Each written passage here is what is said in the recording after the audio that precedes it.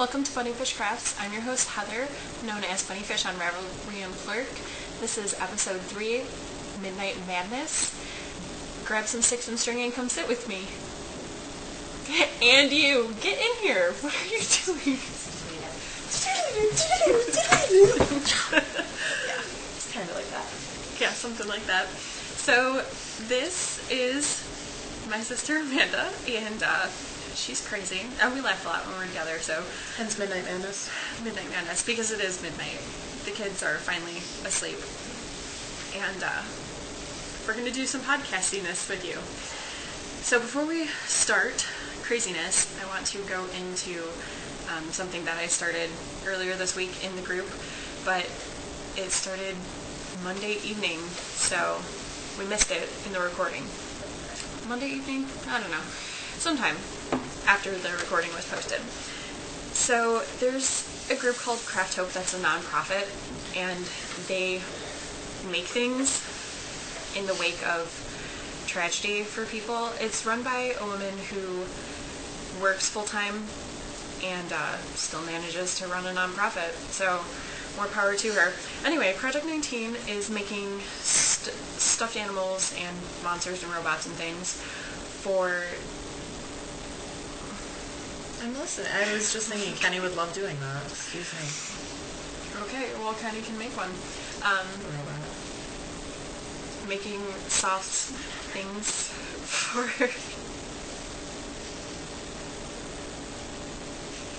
I'm behaving.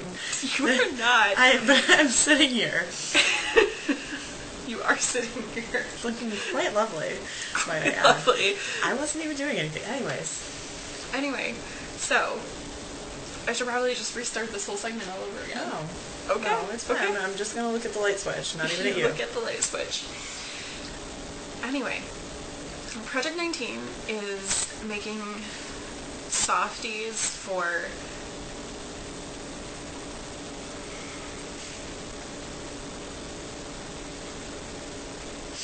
Go ahead, just do whatever you gotta do. Do you want to read it? You can. I'll let you do the honors. No, it's much more fun this way. For me and for them.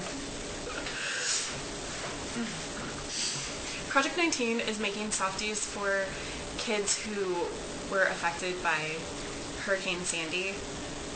And all the mailing information is in the thread on Ravelry. And if you want it, and you're not on Ravelry, you can send me a message or leave a comment with your email in the blog, and I will get it to you.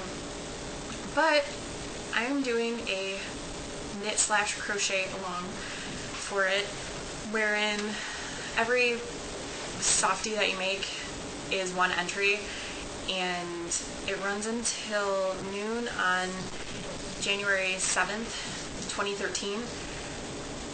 And the prize will be one person. I will purchase you a pattern on Ravelry for any toy of your choice up to $7. And I've actually started mine. I can't tell what it's going to be yet, but that's its butt. It's going to be the Grumposaurus by Kat Lewinsky.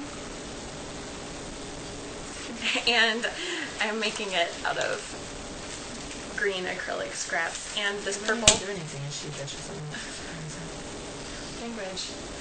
And the purple is going to be for detailing. Okay, now that I have the important things out of the way, go ahead and be a part of the show. I'm trying to, but you keep yelling at me. I won't yell at you anymore. What's next on the schedule? A finished object, which I only have one so far. Anyways. Actually, I have a lot of finished objects, but they're part of the Afghan. So I only have one that's not part of something else. This is called the On the Ha square, crochet square by Jackie Goulburn, and it's made out of... Really, you guys need to see the back, because the back is really pretty too. It's different food point. I like it. Anyways. It's Red Heart soft yarn in the colorway Guacamole, worked on a US eye hook, which is 5.5 millimeter. And it's just a square, 12-inch Afghan square. Completely reversible. Completely reversible. Probably even washable. It is washable. See? Red Heart Soft is washable.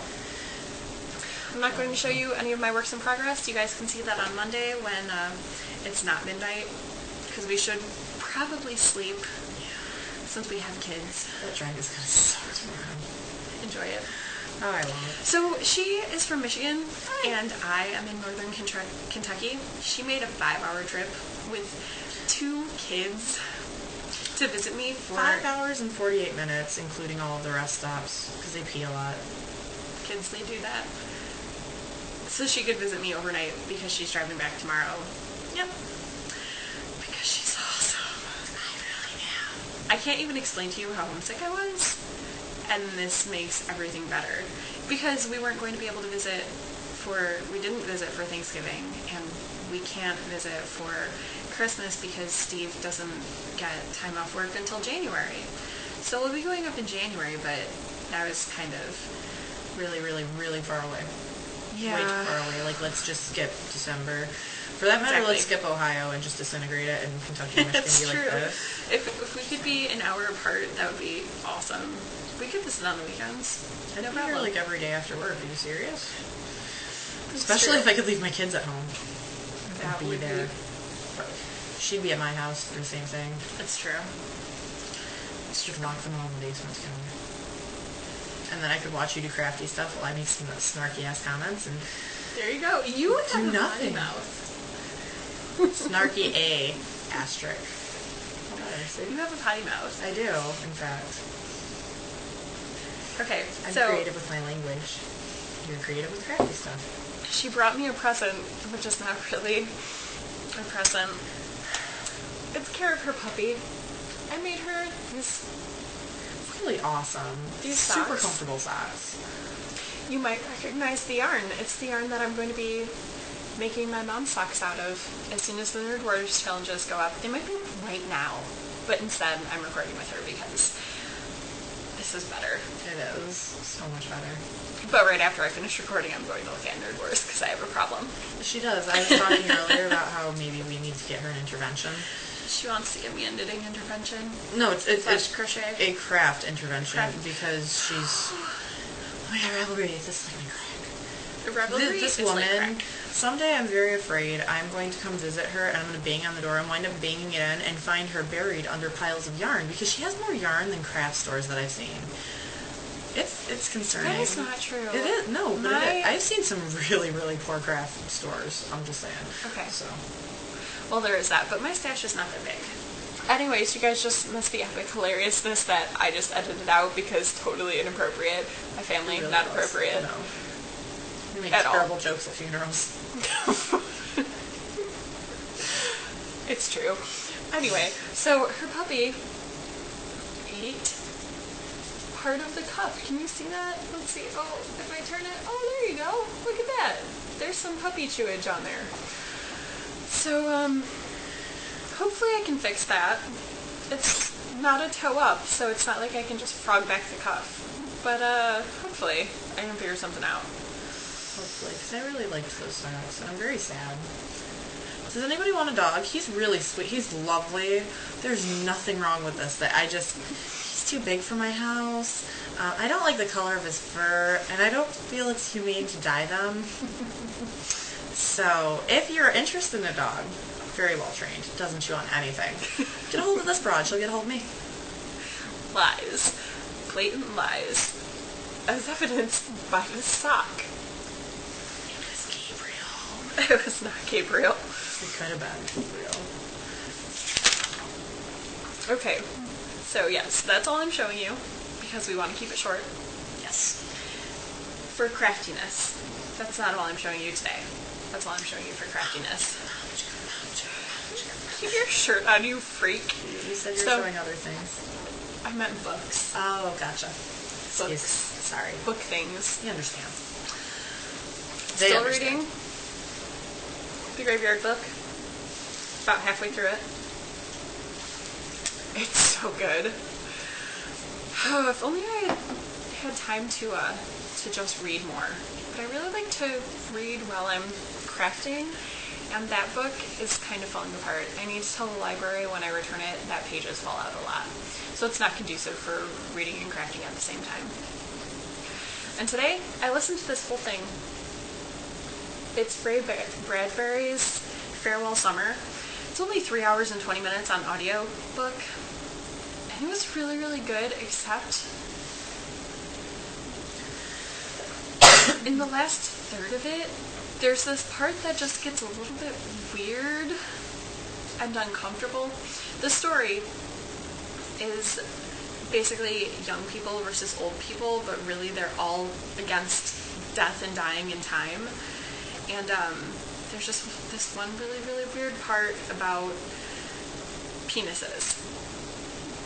That is inappropriate. We're gonna have to edit that out. I don't feel that the audience is comfortable with that word. And I don't think it's penises. I'm pretty sure it's peni. Okay, it might be peni, but whatever. It's really, really awkward. That whole 10 minutes of listening, I was like, oh. Like watching a movie that happens to have a sex scene while you're sitting with your dad. Really, really awkward. Yeah, with your mom, it's fine, because then you guys laugh at it. Right, but with your dad, you just kind of pretend it's not happening. Right, you're like, no, I was actually checking my phone for these last 20 minutes. Yeah. And then I started Mists of Avalon, Book 1, Mistress of Magic, by Marion Zimmer Bradley, performed by Davina Porter, and it's really, really good so far. I really like the King Arthur legends. That's what I knew I'd heard of it. You should see if your library has this. I don't know that on CD, but I'd read it. Well, I really like things on CD because then I can clean while I'm listening to it. Or see, you or do craft. stuff when you're I do stuff. Listening and intelligenting yourself. Intelligenting, by the way, now a verb. Ha, thanks, interwebs. Whereas when I read it, just everything else go away. Right. That could have been a vibrator, but actually, it's phone. So appropriate, this one. Super appropriate. It's true. Oh, is it my turn to talk about what I'm reading? It is. Go. Oh my god, so excited. Okay, so I am reading Countdown to Lockdown by the ever sexy, ever wonderful Nick Foley. I used to be really, really big into wrestling. Like, I could bench 150 when I was 135, planning to be a pro wrestler. Super awesome. I was going to be the first broad to win the WWE title. Yeah, I don't really watch wrestling anymore. We watched a lot of wrestling when we were in high school. Like, I filled notebooks with, this was the match, and this is how the person won, and this was the move that they used to win. That's what we did. Us and our boyfriends, we would watch wrestling. And I was crazy and took notes. And, yeah. But anyways, Nick Foley, despite the fact that I don't watch wrestling, I am reading a book that he wrote that's basically a diary on his way to fighting pay-per-view match. And it's good, surprisingly. Mick Foley, rather, he's well respected as an author. He writes a lot of different books. And the way that he wrote this book, it's very conversational. It actually reminds me a lot of the conversations I have with her, because we'll be sitting there talking about something, and then it goes around to 20 different topics, and then it circles back to this one briefly, and then there's another 10 or, 87. And then it circles back to the same one. Same thing with this book. Really good, actually. And he goes into different things. Like, he built 5 schools in Sierra Leone, which is really cool, and I didn't know he did that. Would I like this? Parts of it. I don't know that you would like all of it. Oh, well, I think overall you would appreciate it. Then I would read it. I don't have to like things to read them. Just appreciate them. You want to talk about your other book? There's a book called Monsoon that I'm sure is a very wonderful book. And in fact, I'm sure it's somebody's favorite book somewhere. I hate this book with a passion unknown ever before in my life. See, I devour books. I love them with every single piece of me. I cannot go a day without reading. If I do not have a book, I will read the back of a cereal box repeatedly. I've done it because I didn't have a book. I have to read something every day. And I've been reading at a college level since 3rd grade. I also read really quickly. This book I started 2 days ago, and I I have this much left. This is what's left. So, like, I don't know, 60-ish pages. Considering that I also was at work a lot and also, you know, driving 5.5 hours today. And kids. And cat, yeah. Kids. I read quickly. So, Monsoon. I have been trying to read this book for over 3 weeks. I have gotten 85 pages in, and I want to find the author and destroy him, except I'm pretty sure he's dead. It is a terrible book. I don't know who the author is. I could go grab it and look it up. I don't care. I'll link it in the You show don't notes. care. You don't want to know. Just don't. I can't. There's not enough disdain in the world for me to explain to you how bad this book is. So are you going to give up on it? I think so. It's not just that, like, the story has potential, just the writing style is... Oh, the writing style is a killer. It is, and the punctuation. Oh. People, if you are a published author, for the love of God, have your grammar and your punctuation good. That's it. Even if I can't pronounce it correctly, have your punctuation good. I think I got it that time. That's some good grammar. Tongue ring messes up a lot of my speech now. It's very sad because I used to be very good at enunciating. For example, she stood on the balcony inexplicably mimicking me, hiccuping and amicably welcoming me in. Used to be able to do that all the time. Not so much now. No, just tried it. It's tragic when books are stylistically something I can't read. Right, because the storyline was really promising. And then stylistically it just kills you. No, can't do it. So that's what we're reading. Mm-hmm. And on to 3 favorite things, the Pooks edition. This is all me. Really, I feel like I should shove her off of her chair right now and just be like, all of me. Okay. But there's a table and it's going to hurt her. And also I'm going to pull her back in half. Because it is, in fact, her podcast. Oh, thanks. So my topic for 3 favorite things, because apparently there has to be a topic. My 3 favorite things about surprises. So my first favorite thing about surprises are that you can surprise people. Woohoo. Not so much that you can surprise people, the reaction of them. For example, when I got here and banged on the door really obnoxiously for roughly 3 minutes before Heather finally opened the door, seeing the look on her face, totally worth the probably 11.5 hours that I'm going to be driving round trip to spend awake with her for maybe 6 or 7 hours. Totally worth it. The whole 3 minutes thing was because Mara had peed on my pants, and so I was walking around the house sans pants in a blanket instead because it was almost bedtime. I can't just answer the door wearing a blanket. You were wearing a shirt. I only answer the door wearing a blanket when I know who's there. I didn't know who was peek there. around the door. Hello. That's all you have to do. What if you were a burglar? That's why Nas is here. Do you be like, okay, look, it might be a No, burglar. I told him to go into the door. And my boyfriend, I was like, hey, there's someone at the door. And he was like, okay, go get it. I was like, I'm not wearing any pants. Go into the door. And he was like, no, just go get it. I'm like, seriously? So then I knew she was here because there had been some discussion on Facebook about how she should come visit. So then as soon as he did that, I knew she was here. I knew it was her. But she still, the look on her face was worth it. I was still really excited. Okay, second favorite thing about surprises, the whole I know something you don't know thing. For example, I rate this broad and I try to send her a letter like every 2 weeks when I send out my bills. And I was telling her yesterday in this letter, oh my god, I'm so excited to get surprises. And I told her 2 of the 3 surprises. The first There's another surprise! There's another surprise that she doesn't get to know about it. I only like surprises from her.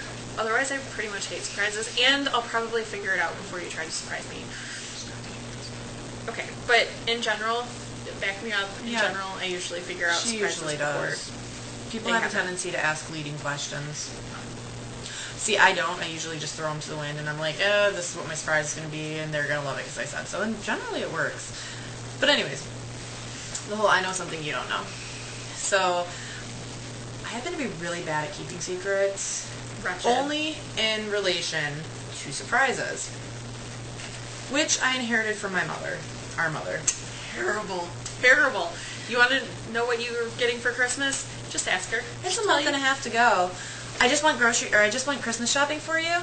Guess what I got you? Do you want to see it? Okay, I'm going to wrap it up now. You can't have it.